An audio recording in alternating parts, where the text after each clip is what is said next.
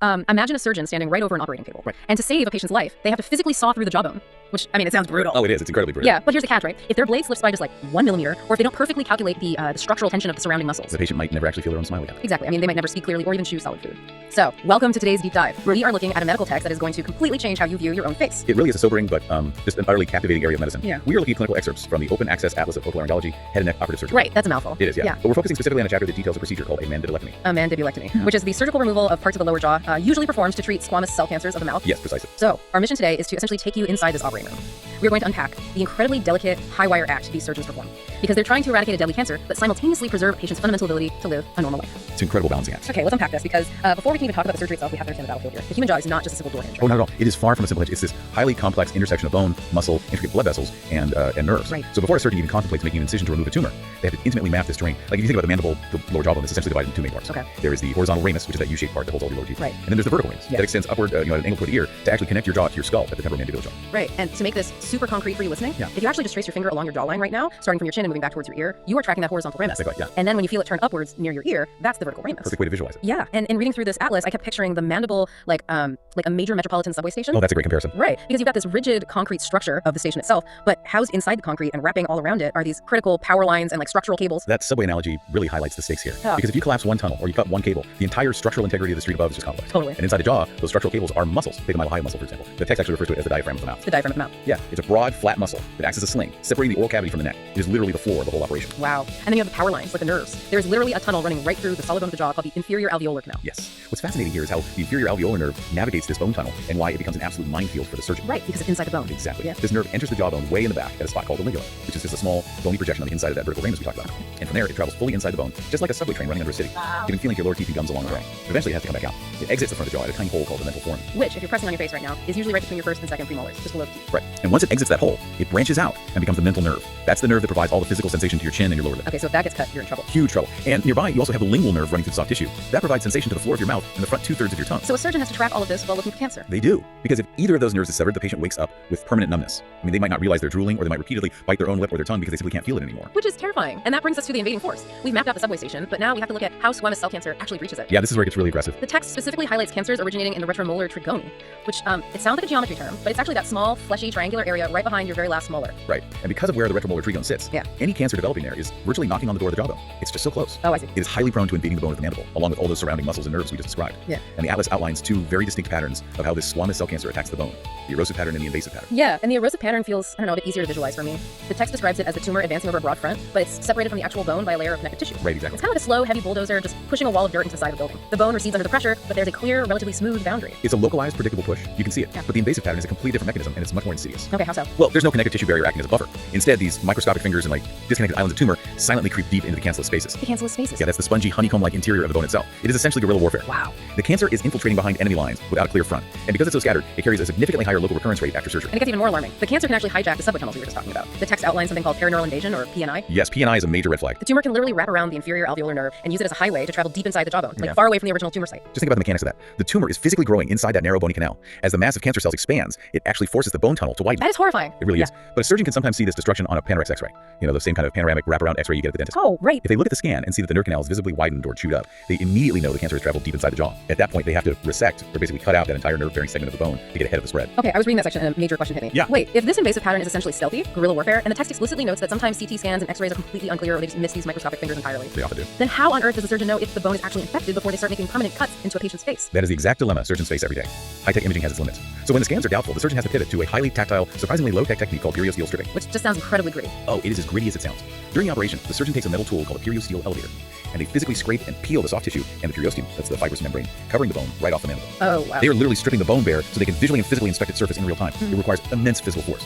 But the text notes it has a 96% sensitivity for detecting bone erosion. 96%. Yeah, feeling the texture of the bone with their instruments tells the surgeon exactly what the scans could. So you've manually stripped the bone, you've inspected the surface, and you know exactly how deep the cancer goes. That revelation essentially dictates the surgeon's next critical move, the counterattack. Exactly. To scan or to sever. Because the cancer attacks in two different ways, the surgeon has to adapt their surgical weapon. Like, if the cancer is just that erosive bulldozer sitting on the surface, they might opt for a marginal mandibulectomy. Right. A marginal mandibulectomy involves resecting only the upper portion of the bone, so the alveolar ridge where the teeth sit, while preserving the continuous arch of the lower jaw beneath it. They're just skimming the top. Huh. But to do this safely, they must obey an absolute golden rule of head and neck surgery. You have to leave exactly 1 to 1.5 centimeters of the lower jawbone intact. And here's where it gets really interesting. Think of the marginal mandibulectomy like cutting the top crust off a sandwich. Ooh, I like that. You can take the top crust off without breaking the bread underneath, right? But if you cut too deep and don't leave enough of that bottom crust, the minute you try to pick the sandwich up, the whole thing just sags and snaps in half. That is incredibly accurate. The physics of the human jaw demand that 1 centimeter margin. Our jaws undergo massive repetitive force every single time we chew. Right. If a surgeon skims off the top but leaves behind a lower rim that is less than a centimeter thick, that weakened rim is virtually guaranteed to fracture later under the immense stress of chewing. Which would be catastrophic. Completely. The text even details how surgeons will meticulously curve their bone cuts.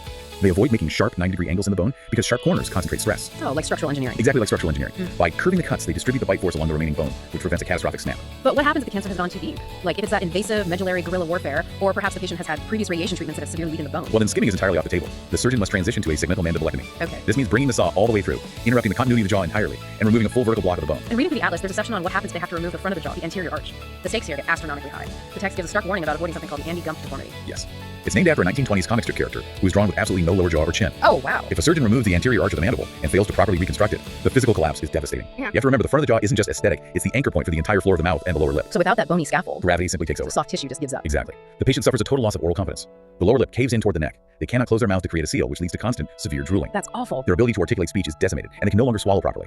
It is profound functional and cosmetic ruin, and it is the exact outcome every single surgical decision is geared toward preventing. I'm trying to picture the sheer mechanics of this in the operating room. Like, we know they might need to take a whole block of bone out from way in the back behind the molars. How do you physically fit a bone saw in there without completely tearing open the patient's cheek? Are they like unhinging the jaw? No. It is essentially carpentry in a cave. Carpentry in a cave. Yeah. The access route depends heavily on the tumor's size and location. If the patient has no teeth, or if the tumor is relatively small, the surgeon will often use a transoral route. So just through the mouth. Exactly. Straight in through the open mouth.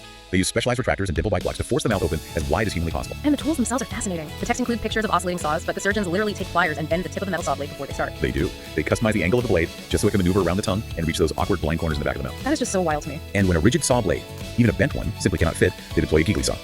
This is a brilliant piece of old school engineering. It's a flexible, braided wire saw with handles on both ends. Like a groat wire or something. Sort of, yeah. The surgeon threads the wire carefully behind and around the back of the jawbone, pulls it tight, and then uses a rapid back and forth pulling motion. Oh, wow. The friction of the wire slices right through the bone from the inside out. It allows them to make a clean cut in a space no standard blade could ever reach. But the text notes that sometimes going through the mouth just isn't viable, right? The tumor is too big or the angle is impossible. And this is the part of the atlas that genuinely made me pause. The lip split approach. Ah, yes. It is one of the more traumatic access methods in surgery, and it's reserved for large tumors on the side or back of the jaw. Right. The surgeon injects local anesthetic and meticulously scores the vermilion border, the exact line of the lip, to create a map so they can stitch it back together with perfect cosmetic alignment later. Then, they take a scalpel and literally cut the lower lip vertically in half, straight down middle to the chin. They cut the lip in half, slice through the gums along the jawline, and then peel the entire cheek and soft tissue back off the face like opening the cover of a thick book. Yeah. It's intense. Very intense. The jaw is totally exposed. But even more intense than splitting the lip is what they do before they even make the cut to remove the cancerous bone. The text calls it pre-plating. Pre-plating, yes. When I was reading the surgical notes on this, I had to read it twice. Wait, why do all that work just to take the plate off immediately? It sounded completely backwards to me to take a heavy titanium plate and screw it into the jaw before you actually remove the cancer.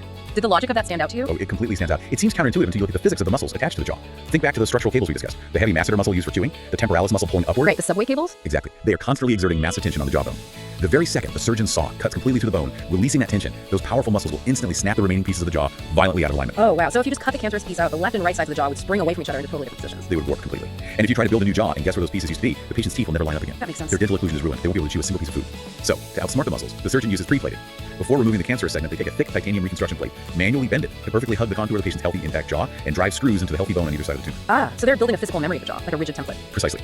Once the plate is perfectly shaped and positioned, they unscrew it and take it out of the mouth.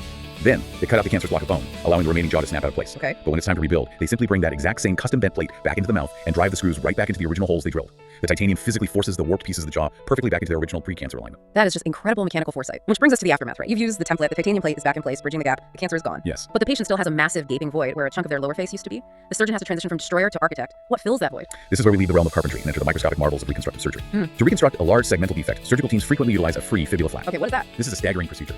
A reconstructive microsurgeon operates simultaneously on the patient's leg. They harvest a significant section of the fibula, that's the smaller bone in your lower leg. Right. But they don't just take the bone. They have to carefully carve out the tiny arteries and veins that keep that leg bone alive. Wait, really? So they carry the living leg bone up to the face? They transplant the bone into the titanium plate in the jaw. Then, peering through a high-powered microscope, using sutures thinner than human hair, the microsurgeon sews the tiny blood vessels from the leg bone directly into the blood vessels in the patient's neck. That is unbelievable. Blood starts pumping into the leg bone, keeping it alive in its new home as a jaw. And the atlas also mentions that if they can't use the leg, maybe because of poor blood circulation or something, they use a pectoralis major flap. Yes, the chest muscle. They literally detach a piece of the patient's chest muscle, sometimes incorporating a piece of their fifth or sixth rib, tunnel it up under the skin of the neck, and swing it into the mouth to act as the new jawbone. It's astonishing what they can do. It really is. But once the architecture is rebuilt, the patient isn't out of the woods. The most immediate, life-threatening danger post-surgery isn't actually the bone failing to heal, it's the patient's airway. This brings us back to the intricate anatomy of the mouth.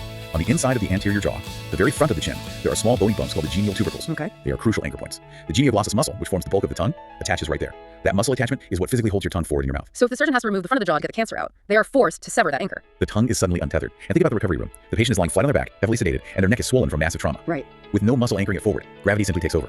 The entire base of the untethered tongue will fall backward into the throat, completely obstructing the airway. Without intervention, the patient would literally suffocate. How do they navigate a risk that severe? Like, what's the backup plan? They bypass the mouth entirely. At the end of the operation, the surgical team performs a temporary tracheostomy. They make an significant incision directly into the neck and place a breathing tube straight into the windpipe. Oh, I see. So the patient breathes entirely through their neck while the massive swelling subsides and the newly reconstructed tissues inside the mouth begin to scar and stabilize. Furthermore, because swallowing is totally impossible for several days, they also insert a nasogastric tube through the nose and down into the stomach to ensure the patient receives nutrition while they heal. Right. If we connect this to the bigger picture, you really see how this is so much more than just excising a tumor. You're orchestrating a massive total body rehabilitation. Yeah. You need the oncologic surgeon calculating the margins to beat the cancer. You need the reconstructive microsurgeon sewing microscopic arteries to keep a leg bone alive in the face. It's a huge thing. And you need dedicated speech and swallowing therapists to teach the patient how to use this entirely new anatomy just to eat dinner. Plus, you need the oncologist managing the follow-up radiation. It's not just about saving a life, it's about painstakingly preserving the quality of that life. The multidisciplinary effort is staggering. It tests the absolute limits of human endurance on the patient's part and the apex of mechanical and microscopic skill on the surgical team's part. Absolutely. So, what does this all mean? For you listening, I hope this deep dive has given you a profound, almost visceral appreciation for what lies beneath your skin. It definitely changes how you look in the mirror. We started at the U-shaped central station of the mandible, we navigated the terrifying, stealthy guerrilla warfare of squamous cell cancer, and we walked through the brutal, awe-inspiring carpentry of the operating room. It is a world where doctors use flexible wire saws to cut bone in the dark and use titanium templates to outsmart muscle tension, blending the crudest of mechanics with microscopic precision. And as breathtaking as these techniques are, the field is rapidly evolving.